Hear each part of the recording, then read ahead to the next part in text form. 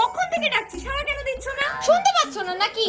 হ্যাঁ শুনতে পাচ্ছি তো, এসে থেকে তো শুনেই যাচ্ছি, কখনো তোর, কখনো তোর বাবার, কখনো তোর ঠাম্মির, কখনো তোর দাদুর। বল না তুইও কি বলতে এসছিস, বল, শুনে নিচ্ছি। এই যে কালকে এই জামাটা কেচে দিতে বলেছিলাম, তুমি কেচে দাওনি। অনেক বড় ভুল হয়ে গেছে, এক্ষুনি কেচে দিচ্ছি।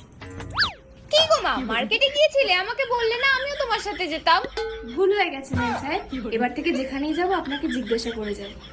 ভগবান জানে মায়ের কি হয়েছে, সকাল থেকে কেমন কেমন একটা করছে। মাকে একটু কমপ্লিমেন্ট করি, তাহলে মায়ের মনটাও ভালো হয়ে যাবে। মা, আজকে দুপুরে রান্নাটা না খুব ভালো হয়েছিল। 25 বছর ধরে রান্না করছি, রান্না তো ভালো হবে।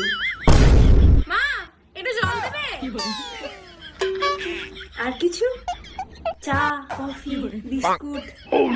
না না বলুন না, আমি এনে দিচ্ছি, বলুন। তুমি বলতে পারতে, আমি গিয়ে নিয়ে আসতাম। তো যাস না কেন আনতে? ও মা, হ্যাঁ পিসি ফোন করছে। হ্যাঁ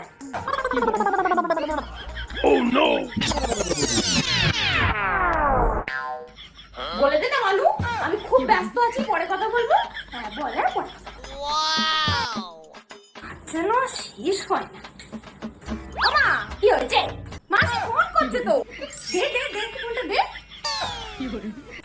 এই এই নে, তুই বরং ঝাঁটাটা দিয়ে দে, আর ছাদে জামা কাপড়টা তুলে আনবি, আর ওই গ্যাসটা বন্ধ করে দিবি। আমি আসছি তুমি। হ্যাঁ বল।